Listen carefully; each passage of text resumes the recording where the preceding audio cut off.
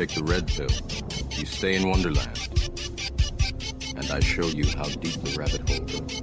Welcome to Life in Red. We're in the middle of a pandemic, and I'm really excited to bring my next guest because one of the best things about this pandemic, at least for myself, is been able to explore all these like new home workouts. And my guest today, he's a personal trainer. He is the founder of Core Fix, which is based out of Toronto, but I know he's been doing some online stuff. Joshua Lipsey, thank you so much for joining me, man. I appreciate it. No problem. Thank you for having me today. First off, I just want to get a sense here. What happened to the Raptors? Where did they go wrong? I thought they had it in Game 7. I think that they just turned the ball over a little too much in that last game. I think they ran out of gas, but they had a good season. I mean, you know, we should be happy for them. Yeah, no, it was a fun game at least, but yeah, those turnovers were killer. I'm interested. So you have this whole kind of different perspective, I guess, when it comes to fitness and what you're training. What made you start down this road as opposed to just being maybe a more quote unquote traditional trainer?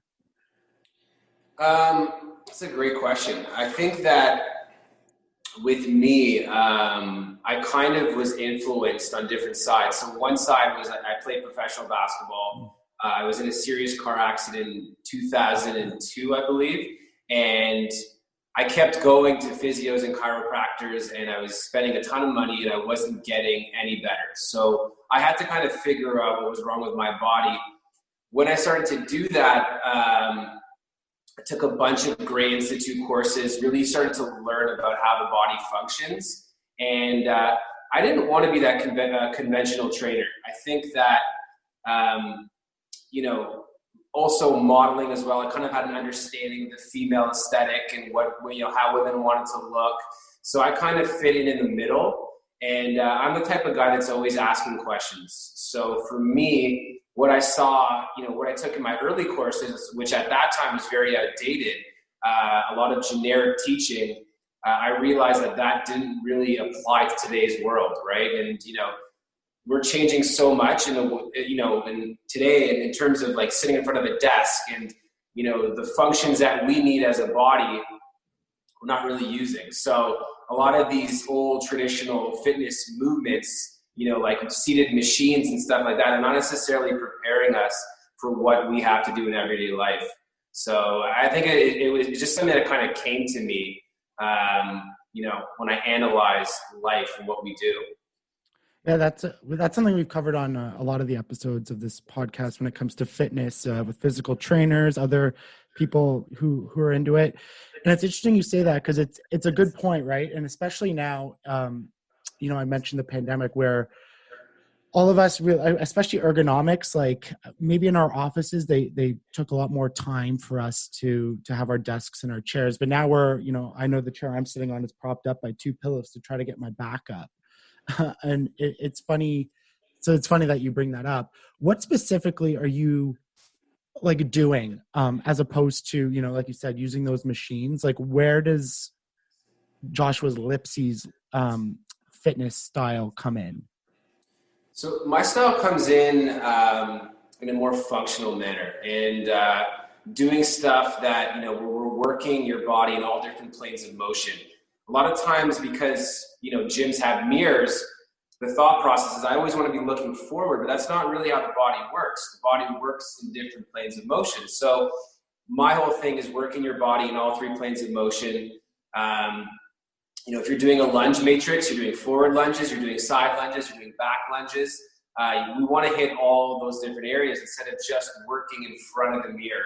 I think that the mirrors kind of hurt us a little bit as a society because it's great to look at yourself, but are you actually working your body without looking in the mirror and doing things in different planes, right? So otherwise, you know, we would just walk around like this and wouldn't be able to turn our bodies, right? So I think that's the biggest thing with my training style is that, you know, I'm really trying to work your body as it was made to work authentically, right? A lot of times when people are talking about abs, how do you get abs? It's that whole idea is very much skewed, like there's just, what your abs are actually made to do and what people are using them for are two different things, right? So your abs were made to basically load and explode, right? We want that like eccentric whip, rotations, bends. So when people are like, oh, I just want to do crunches in the gym, I just want to do sit-ups, listen, it works your abs, but it's not necessarily preparing you for when you have to lift your child and put them into the car seat, so. I feel you calling me out with that. So, this goes to, like you said, very contrary to a lot of, especially what men are doing in the gym, right? Like where I want to get those big arms, like sit there and just, push and pull. Whereas you're talking about all these different range of motions. So like when you're talking to clients or potential clients, how hard is it to change that mindset and to get them to trust you in the way that you're trying to view things? It can be challenging sometimes because a lot of clients come in and they've only known one way. But when you explain to them why you're doing there has to be a why to what you're doing, if someone's only used to doing a shoulder press like this, then you say to them, okay, we're gonna hit you in that transverse plane, or we're gonna go behind you. They're like, well, why am I doing that? You have to explain, why you're doing it. You're trying to create power in different planes of motion. So there always has to be an explanation, and that's where the education aspect comes in, right? You have to be educated in your field, right? But yeah, going back to the ab question, listen, crunches and sit-ups, to me, there's no difference between a plank. The only difference between a plank and a crunch and sit-ups, and a lot of people would disagree with me, but a plank is not authentic. When are we in a plank in real life, right? Like, I think that if anything, we would do this more, maybe like we're waking up out of a sleep or something. But I think that people are, because a plank is eccentric and your back is straight, people think that that's better for you. But it doesn't necessarily prepare you more than, doing a crunch or a sit-up. So I think you have to ask a lot of questions when you're doing that type of work, and why am I holding a plank for a minute? What is it? How is this beneficial to me? And there really is no benefits to it. If you're going to do a plank, my suggestion is you have moving parts with you. So maybe you're doing a reach, or maybe you're moving your hips and you're using different muscles as drivers in those motions, right? So that's interesting. I'm curious. So when the pandemic hit, I think for fitness, that really kind of shook everything up because it's something that we all needed, and now we could no longer go to the gym, especially here in Canada. Mm-hmm. How did you pivot as like a business owner, as a fitness professional, to maybe having people coming in and then trying to move your business into this new direction to try to keep up and keep the income coming in? Mm-hmm. That's a great question. For me, I am a very adaptable person. So I've always been like that. And, as soon as it hit and I knew we had to close down, I immediately moved my personal training clients to virtual. They became virtual clients. And I get a lot of trainers who ask me, like, man, how are you doing this right now? Like, how are you able to maintain like that amount of clients? And honestly, it's the work before the pandemic. It's not, what I'm doing now. My training style is the same. I'm looking at you at a screen, but it's that trust that people had in me from before. It's the, a woman calls me and says, hey, I'm hopping on a plane to the Bahamas. Can you be in the gym at 4 a.m. to train me? My answer is yes. Like, I will never back down from that. I used to train a former NBA player 4 a.m., that because that was the time he needed so he could get on the court. So I think that me developing that trust with my clients just led me to pivot quickly. And then, some of it's just like, what we're able to do, right? So with Core Fix, it's just like a quick video that people can download and work out to with our style of training. But yeah, I think, there's no secret to it. You've got to develop trust, especially with the virtual training where people are actually bringing you into their homes. Like, you are in their house.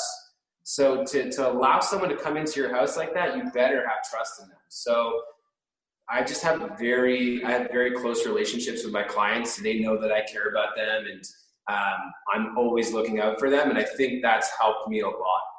Right.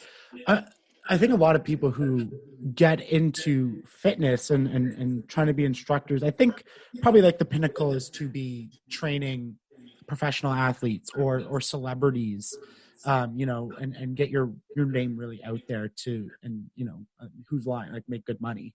Yeah. I'm interested, like, how did it kind of transition from, maybe everyday people to more professional, very tailored clients who have this very specific need? Like, how did you go from one to the other? Was it all kind of like just word of mouth and hard work, or, did you do something like maybe a little bit different? Yeah, I think it was exposure. I had a client who lost over 100 pounds, actually 2 clients who lost over 100 pounds, and CNN picked it up. I think it was the exposure. My first DVD set that I came out with, the DVDs. I know it sounds foreign, but like years ago, I came out with a DVD set in 2010. Really low budget filming, but it sold I think like 100,000 copies, something crazy. So I think it was the exposure. I did like a big TV run in California. I did Extra Access Hollywood. So once I was put in front of people and I could explain my concept to them, it was pretty easy from there. In terms of training athletes, because I played basketball, I think that really helped me in terms of how I describe certain things to players in terms of, like, how is this going to help your first step? Or how is this going to help your balance? So me having both sides of the spectrum there, I think really helps, because a basketball player, he may not know the biomechanics of working out. But if I explain to him that, hey, this single leg squat will help you with your, balance on a layup or a dunk, then I think they understand it better and they know that I have that knowledge from both sides. So. Right. That makes sense. So we're all kind of stuck at home. And I think, especially me, like, I haven't been comfortable enough to go back to the gym. It's been something that's it seems like one of those really high risk areas to go to. We all need fitness right now, especially to help with our mental health and get us through, especially coming into the winter where we can't get outside. Like, I'm not asking to here, give everyone here a free program on what to do, but what are some really maybe simple, good exercises that if people want to get started with a home workout, something easy, but that's going to be effective, what would be some things that you might recommend people, and we're talking like people who probably don't work out a whole lot, like, to start with? There's tons of stuff you can do. I mean, you don't need any equipment. You really don't. You can do tons of body weight exercises, lunges, squats, side planks, forward planks. You can do dynamic work where you're doing like HIIT exercises to get your cardio up if you don't have like a treadmill or, a spin bike or whatever. There's tons of stuff you can do. When you don't have equipment access for yourself, what you need to do is you have to be able to kind of transition your exercises a little bit more, where you're adding, layers onto something, whether you're pulsing a squat or you're adding, a HIIT exercise to something to make it more challenging, right? If you don't have the extra, barbell with the bumper plates. So I think, there's tons of stuff you can do, thrusts, hip thrusts, glute work, it's nonstop. And, like, if you don't have a bench or something at home, then use your staircase or use, a table or use a chair.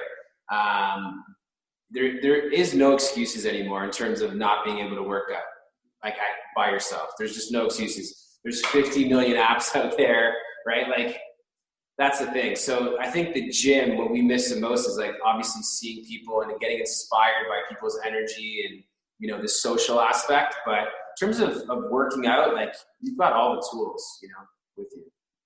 Right.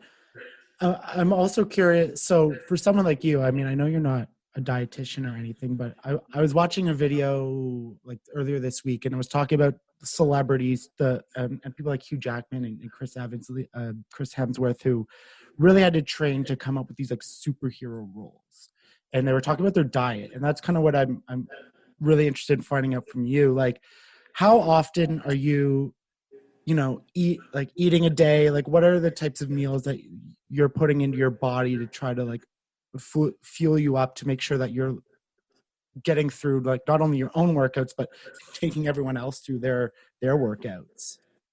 So that's a good question. I'll be honest with you, I'm not the best person about diets, only because of my scheduling.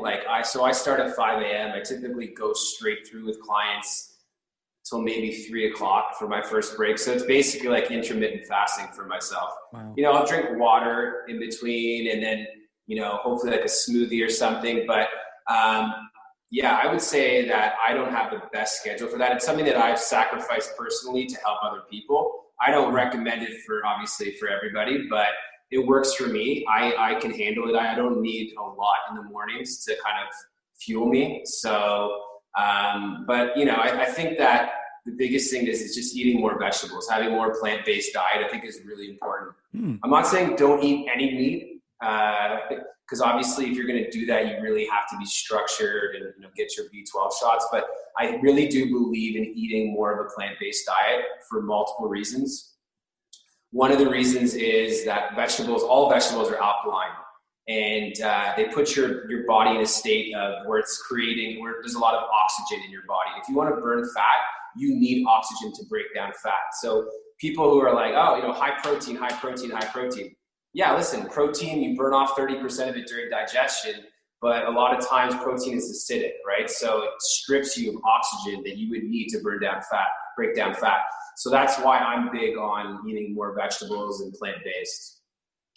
Interesting. Because especially, people have been like talking up carnivore a lot. That's been kind of, the past little bit of people talking about just eating all meat. And, now you kind of get the two sides going at it. And like diet is kind of, I guess, there's foundations, but it's subjective in a lot of ways where people kind of have their own beliefs and what works. Yeah. So are you fully plant-based, or like do you still have like some? Occasionally I'll have some meat occasionally. I actually think that I need to eat a little bit more meat. I've been very, very strictly plant-based, and I think that I'm like on the opposite side of the spectrum. I'm like all in or all out. So I've got to kind of just vary up my diet more. So I'm not perfect for sure. Got to face some more fish in there and just kind of, break up my meals a little bit more. Right. If you don't mind, I want to go back a little bit to your accident, because, you're not the first person who's been on the podcast talking about an accident and something that really kind of affected and changed their life.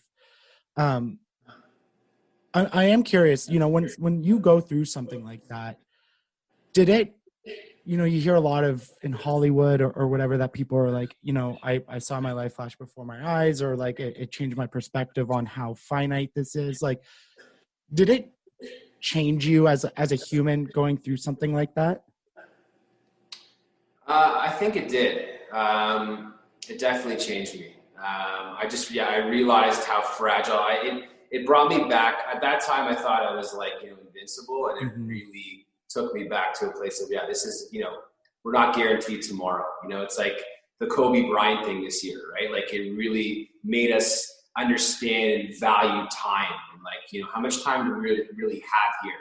And are we making a difference, right? So yeah, it really kind of put things in perspective for me, that I'm not invincible. And the healing process was very tough for me. Like broken jaw, broken wrist, glass in my face. I had to get glass taken out. Like it was a very tough rehab.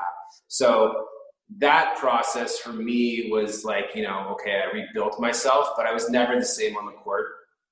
Right. So that brings you back to earth too. Like I was playing basketball in the Czech Republic, and I was at our training camp, and we were in the Alps, and I just like basically physically could not handle it. So you're always kind of left with what happens after. They always say after a car accident, things always hit you later on. So, I just don't know. I just try to keep my body in the best shape I can, but yeah, you just never know. Yeah, no, it's, I appreciate you sharing that, because I know it's not always easy going back and reliving kind of traumatic moments. I am curious a little bit about the basketball. you know, how different is the game over in Europe versus, you know, the game in North America? Because I think, you know, you have your hardcore basketball fans for sure, and especially now in Canada with the Raptors winning, and this year they went on a bit of a run again and had a great season. Um, what's the difference like when you go and play in the Czech Republic? Because I think a lot of people would say that they didn't even know Czech Republic had basketball going on there. The biggest difference, I would say, number one, like the NBA in America, they're more athletic. There's definitely some legit athletes I mean, there's good athletes in Europe too. Don't get me wrong, but there's a big difference between the type of athletes that are in the NBA and in Europe. In terms of how the game is played, I would say it's a little bit more team oriented because they can't depend on guys like Kawhi or LeBron in Europe. There's just not that level of players right now. So I think that it's more team-oriented in terms of the passing and doing things for each other and playing the team game. I also think that the communities really get involved there. So like if there's small towns, everybody goes to the game, right? They really, you walk into the town, people know who you are. So I think that is a big thing too. I mean, not to say that doesn't happen here because you're like celebrities if you play in the NBA, but I think there's more of like a community feel to the teams. Yeah, that's interesting because, as I'm a hockey player and you hear it about soccer, hockey, like Europeans just take their sports to another level in a way, and they're a little more wild when it comes to fandom and cheering and partying in the stands and all that. So it's interesting. I did want to ask a question too, and I don't know how much insight you have to it, so feel free to pass it off. But the NBA has made a lot of waves this year on social justice and the way they're using their platform. You get everybody on the sides, people are keep politics out of sports, blah, blah, yada, yada. I'm interested because, you've been in like professional basketball rooms. You've met these people. You've played, you've been on the teams. Like, how hard do you think it is knowing that the world is on you? The world's eyes are on you, sorry. And you're going to use your platform knowing there's going to be feedback. Like, I just want to know if you have a perspective on how these men and women in the WNBA were feeling before like going out and protesting games and everything like that. Well, I mean, that's a tough question. I have no idea what it is to be a black male or female. And so it's a tough one to answer. But I can tell you that obviously, there is social injustice that still exists prominently in all around the world, not just the U.S. And I think we have to do a better job at, trying to stop it and regulate, police, brutality and the things that are going on. And it hurts. It really does. A lot of these things were happening, especially, with Blake when he was shot in his back, and it hurt me, man. Like so if it hurt me, I don't know how badly it hurt the black community, right? So, but it's definitely something that, needs to be worked on. And you think we've come so far in 2020, and then you see some of these things happen, the George Floyd incident, and you're just like, racism is still there. It's systemic, but it's just, sometimes it's hidden. So, just from my personal life, like I was coaching at my old high school. I really try to help out in the black community and coach the youth and help them out. And it's rewarding. Like I love helping out. And I think that, we have to do that more as white people going into different communities, not just black communities, Hispanic, everywhere, and just literally, immersing ourselves in different cultures and just embracing each other. And I think once we understand each other a little bit better, then maybe there can be, more forward movement. Yeah. And the one thing I love about sports is it truly does kind of unite us, and it brings people from all sorts of different backgrounds and cultures and ethnicities and brings us all together with one common goal. And I think it's so important and why we play sports and why we love it and why we get so invested in it. I was wondering, do you have a pick going through? I know Jamal Murray's killing it. Butler's killing it in Miami and taking it over Boston right now. I mean, who are you rooting for? I'm definitely rooting for Jamal Murray, 100%. I trained him once when I was in Orangeville, just doing some strength and conditioning work up there. And yeah, he was very impressive back then, and he's even more impressive now. So I've got to root for him right now. So I was rooting for the Clippers before, Raptors and Clippers. I wanted to see that final, but now obviously I have to root for somebody else. So Denver is definitely my pick. So, Jamal Murray's really taken this playoffs by storm. He's putting 40, 50 points. That's interesting in that you've had the chance to work with them. Give us a sense of we all know that professional athletes are great athletes, and he's a phenomenal basketball player, but you've been up close. You've worked with him. You've seen him in the gym. What sets Jamal and people like that apart from, regular day, even really good sports players or strong athletes? Is it their work ethic? Is it do they just have these out of their mind skills that you don't know? What do you see in the gym when you're looking at them? Well, number one, just speaking from a sports science background, Jamal Murray is an unbelievable athlete. People don't see that because there's so many great athletes in the NBA, but Jamal Murray is an unbelievable athlete. His focus, his innate focus is crazy. He'll sit in the gym and shoot, 300 to 400 shots, and his focus is directly on that rim at all times. That quiet confidence, just knowing that, every shot that he takes is going to go in. He definitely has this swagger to him. I think that's what it is. And I think when he first started in the league, he kind of had this reputation of being a little bit dirty or, doing stuff that would antagonize people. And you know what? I think that was just, ridiculous because they called Canadians soft, right? So I think that was really great for our country. And he's unbelievable. He's unbelievable. And I think he's just going to even get better every year. Right. I noticed you had some at-home programs people can sign up for. I saw on your website. Tell me a little bit about that. Is it a weekly thing? Are you just putting up videos that people can access whenever, or live sessions? Mm-hmm. So on our Core Fix website, we sell equipment. So we started designing our own equipment at Core. We have a treadmill now. We have a bench that has weights underneath, then bands, ankle weights, all the small stuff as well.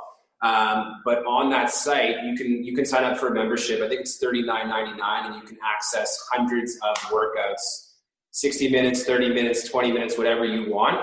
And you can use it at any time. So a lot of people have been signing up, and they like it because right now with what's going on, meetings are set at certain times. You need that flexibility. So people have really been loving the Core Fix site. That's awesome. So do they need the bands, the equipment to get to use those workouts or anything? Or is it no, you don't need any equipment, but if you want to enhance your workouts, then we offer that stuff. We sell them on the site. Right. Before I let you go, man, take me through so you're training all these people, like you said, you have a very intense schedule in the evening. How do you work out? How do you kind of balance the schedule and find that work-life balance to take care of your mind and yourself? It's really that's pretty challenging. Yeah. So I try to go run stairs with some clients sometimes. I'll throw in workouts if people cancel. But I also have 4 children at home, so it's pretty hard to 4 children under 4, so it's kind of hard to find time. But you have to do it. Am I in the type of shape that I'd like to be in right now? Maybe not. But, I really try to fit it in whenever I can and just stay in a level of shape where basically, I could I went running. We have up in Muskoka, there's some nice trails, so I like to run up there. So just to be able to stay at a certain level where I can go for long runs and not be exhausted, and always working on my core, obviously because of my car accident, I have to keep my spine at a certain degree, obviously, but it's just keeping myself injury free is my biggest concern right now. Right. And just again, I just wanted to follow up on that one point there. I've had people on the podcast before because I deal with a lot of chronic kind of issues, whether that's from old sports injuries I never took care of. Do you still do, because I know you said like, you know, you're soaking so much money into all these therapies and they are really quite expensive, even running through benefits. Like, do you still do that? Or is it like basically like that core workout really kind of addresses a lot of those common body aches that we have? So I'll just be honest with you. So not only have I not seen like a chiro and physio in probably about 10 years, I don't send my clients to them either. Because my job as a trainer is to not send you there. I shouldn't be injuring you as a trainer, right? I actually had a physio reach out to me, and she's got a great reputation. And I was just like, listen, I mean, I like what I see and read about you, but I haven't sent a client to a physio in 14 years. So it's, you know, unless they do something that I completely can't do, if they've had like trauma from something and, you know, I can't manipulate certain joints or whatever it is. But for the most part, I really try to keep my clients as healthy and functional as possible. That's interesting. Well, man, I really appreciate you joining me. I know we've talked about the website and everything before. Where, if people want to sign up or get more information from you, can they follow you on social media, website? Yeah. So social media is just my name on Instagram. Be With Core is the studio. So if they want to find out stuff about the studio, and then it's core-fix.com is where you can sign up, get videos, equipment. We have very cool equipment on our site, like just very modern, chic looking stuff. So yeah, if anybody wants at-home stuff, that's the place to go. Well, like we said, man, like as Toronto and Ottawa start to shut down and you know, cases are on the rise, working out is going to be hugely important throughout the winter, especially. And I think you're offering, you know, some great stuff for home workouts, which a lot of people are struggling finding out. So I appreciate you sharing some of this info, and stay safe moving forward, man. I really appreciate it. Thank you. Yeah, you too. And just to your viewers, just stay positive through this thing. I mean, we're obviously going to get hit with the wave, but now's the time where you have to be strong and you just have to take it in stride and just use this time to kind of figure out more things about your own body and your own mind. And I know it's very hard because we were locked down for so long, and then we got a taste of like life again, you know, like we're out, you know, at picnics and not picnics, sorry, but barbecues, and we're seeing all our friends again. But it's just, you know, it's inevitable right now, and we have to be strong and just get over this and get through it, you know? So. I couldn't have said it better. And coming from someone, you know, like yourself, who is a business owner, which is a huge struggle right now with the pandemic, but a father of 4 kids under 4, that's, I mean, if you can stay positive, I'm going to sit here and be like, all right, Josh is doing it. I can do it. Let's go. Let's do this. We all can do it, for sure. Perfect. Thanks, man. I appreciate it. Thank you for having me. I appreciate it.